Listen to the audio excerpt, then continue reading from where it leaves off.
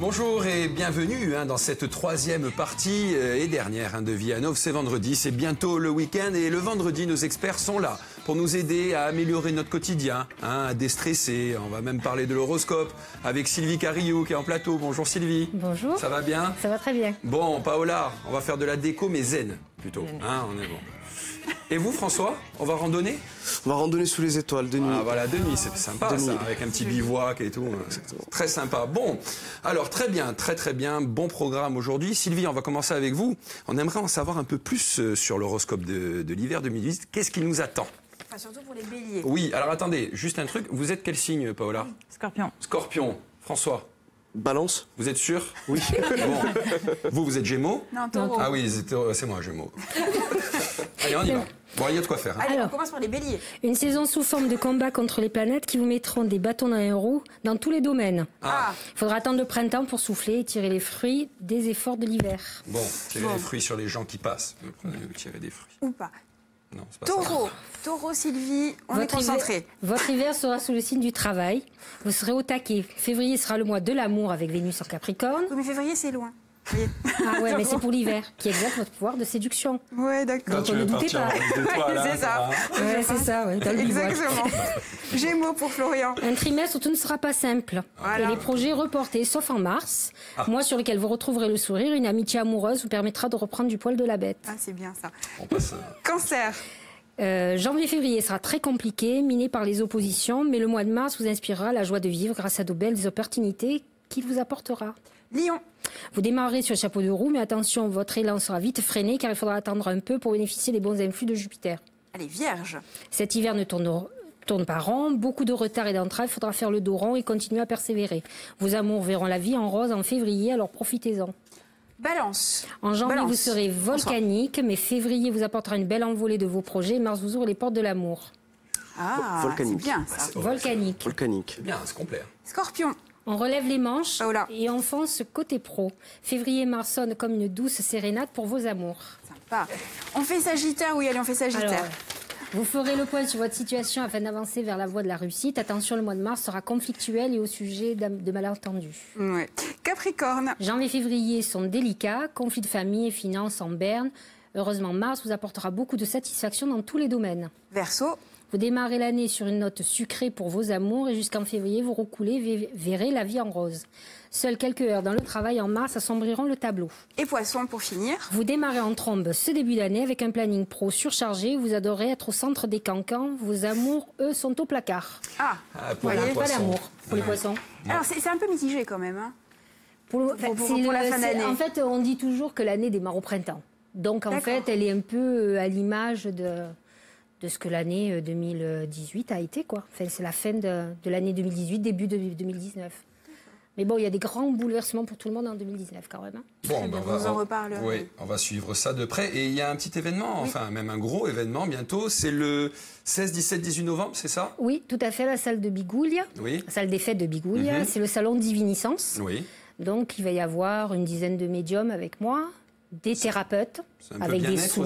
aussi. Oui, absolument, c'est Sophrologue. bien-être. Sophrologue, réflexologue, il y a une feng shui, géobiologue. Enfin, on a des... On prend soin de soi. Ah ouais, il va y avoir des animations. Une tombola. Des personnes, des chamans, une tombola gratuite et des chamans qui viennent du continent. Je vais venir des gens aussi du continent et j'ai beaucoup de Corses. Bon. Ça, je suis contente. Alors, si vous voulez quelques renseignements, www.salon avec un s-diviniscence.com.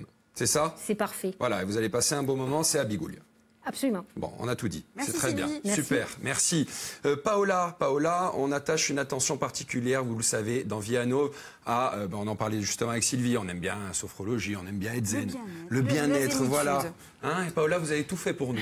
Vous avez tout compris. Exact, voilà. Comme ça vous plaît beaucoup, je me suis dit que cette fois, on allait essayer de faire de votre intérieur un véritable havre de paix. D'accord. En effet, je crois que quand on rentre chez soi, quand on est fatigué, on est stressé, etc., je pense que sa maison, c'est quand même le lieu où on va rechercher le plus de réconfort. Un refuge. Ouais, le Petit refuge. cocon. Exactement. Donc en vrai, pour faire de sa maison une ambiance zen, il faut quelques astuces. Donc la première, ça va être de tout miser sur la première impression. En effet, quand vous ouvrez la porte de la maison, c'est bien que ce soit rangé, ordonné, que ce soit propre. Voilà, tout de suite, si vous rentrez et que c'est dans de bonnes conditions, vous allez être réconforté. J'ai compris pourquoi j'étais stressé. Voilà, Ah ouais. donc on n'entasse pas tout derrière la porte, on range. Alors la bonne astuce déco, ça va être d'installer une console dans l'entrée, par exemple. On avait des images, voilà. Oui, on voit là, c'est sympa parce qu'on a des ouvertures et des fermetures, donc on peut facilement. Souvent, on a des petits colis maintenant, donc d'avoir un petit endroit à l'entrée et à la sortie où on va poser ça, c'est bien. Ensuite. Oui, allez-y, continuez. C'est très bien. C'est beau, c'est joli, voilà. Ouais, c'est très joli. Voilà, la console dans l'entrée, c'est vraiment la pièce qui fonctionne bien et qui est quasi indispensable. Et avec les différentes tailles de caissons, on peut faire ça vraiment quasi sur mesure. En fait, l'idée, c'est de le faire pour vous. C'est en fonction de vos habitudes, des habitudes des gens qui vivent dans la maison. Si vous avez plutôt des petits colis, des gros colis, un sac à main, vous aimez changer souvent de sac à main, alors il vaut mieux avoir la possibilité de... Voilà, exactement. Donc après, on va faire un petit peu en fonction de comment on vit. Bon, est-ce on met de la couleur ou on attend un peu? On attend un petit peu. La couleur, on peut en mettre. Alors voilà, ça c'est sur le deuxième conseil, ça va être de jouer la carte de la simplicité. On va laisser des espaces vides. On charge pas trop. On laisse de la circulation. Voilà, exactement. Que ce soit au sol pour circuler, mais que ce soit aussi sur les murs pour laisser son esprit un peu tranquille. La couleur, oui, mais on va jouer sur un camailleux, des tons plutôt doux. Là, on a les images qu'on a choisies, c'est des images où on a beaucoup de blanc, de couleurs très claires qui fonctionnent bien, et on va travailler sur des beaux matériaux. Donc on va utiliser le bois, on va utiliser sur les canapés, que ce soit de la laine, de la fausse fourrure, on va utiliser du coton, des lins en rideau, un beau tapis. Ça va être des choses qui vont réchauffer l'ambiance. Comme ça, vous n'êtes pas dans un univers trop triste et austère avec des couleurs claires, et pour le coup, ça, voilà. D'accord. On joue avec les matières. Exactement, et c'est doux, c'est accueillant, c'est réconfortant. Et au niveau de la lumière? La lumière, alors voilà, la lumière, c'est le point qu'il ne faut pas laisser au hasard. Il en faut ?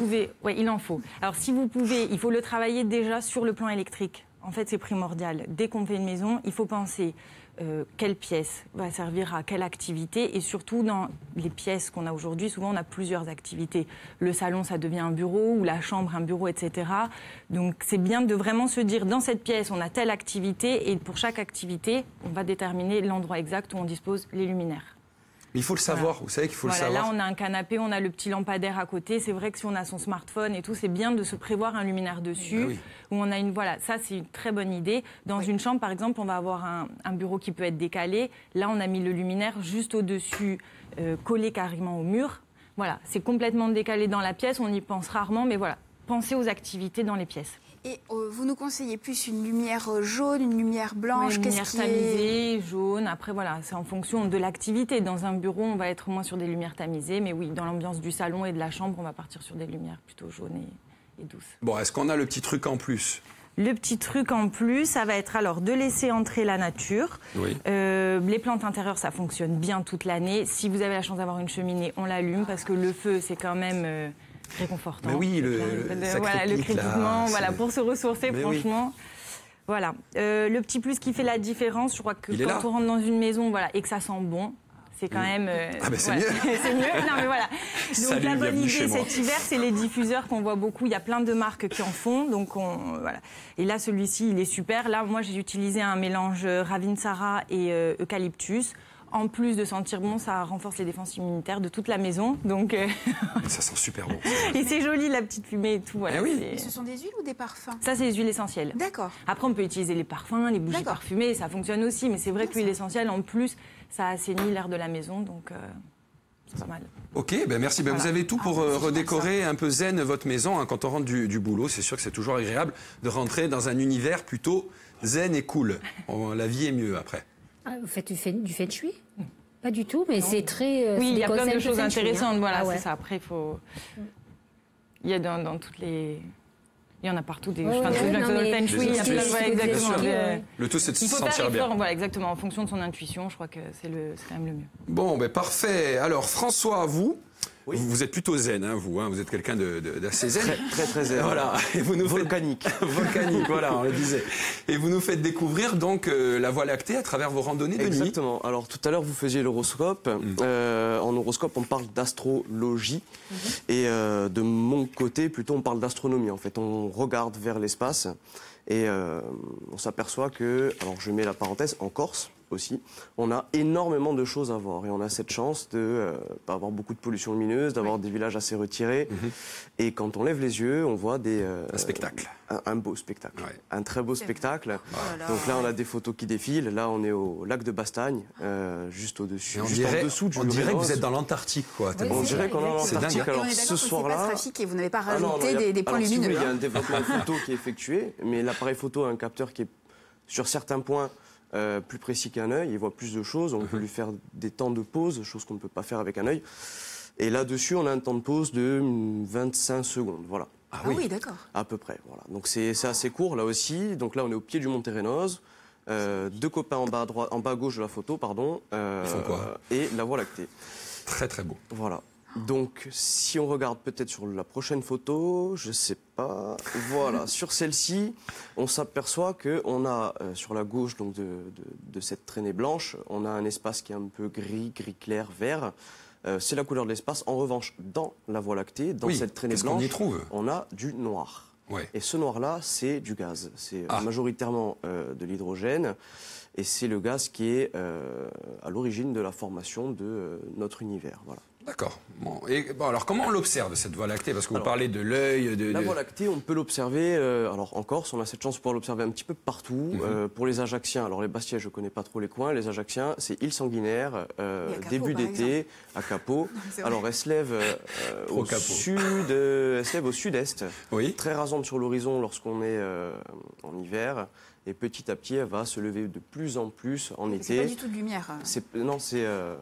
Enfin, de pollution lumineuse, c'est ça. Exactement, voilà. Mais du coup, Sanguinaire, on a le site d'astronomie d'ailleurs, qui sont installés là-bas. C'est un super spot. Voilà. Et donc, vous partez en randonnée. Alors, vous partez où en randonnée, vous, pour voir ces étoiles, pour faire ces clichés, pour... La randonnée, donc... On part pas comme ça. Hein. On part pas comme ça. La randonnée, pourquoi? Déjà, pour éviter la pollution lumineuse. De 2, pour monter en altitude. On a une vision plus claire. Et de 3, pour le froid, en hiver, on a l'atmosphère qui est un peu moins dense. Du coup, les étoiles sont un peu plus nettes. Voilà. Et le top, c'est après la pluie. Mais on reste sur un parcours balisé, quand même. Non, pas du tout. Ah non, on fait du hors-piste. Là, on part avec François, vous partez à l'aventure. Il faut être très prudent. Alors, c'est vrai qu'en plus de nuit. L'hiver, on organise aussi des randonnées avec mon ami, donc Mathé. On a créé une petite page Instagram, Walcourt-Tiga. Et là, par contre, on part sur des sentiers, alors plus ou moins balisés, un peu moins. On fait dormir les gens dans des refuges et on leur montre ce genre de choses. Voilà, là, on voit quelqu'un content devant la voie. Non, c'est un spectacle. Et les équipements, enfin l'équipement. Les équipements, là, c'est de la raquette à neige, des grosses vestes. Je crois qu'il y a une photo qui traîne avec. Il y a de la neige, il fait froid. Avec une photo d'un équipement normalement, je pense. Et voilà, ça c'est Romain. Écoutez, quand on revient de Florence, là, avec Thierry, on ira faire une petite randonnée.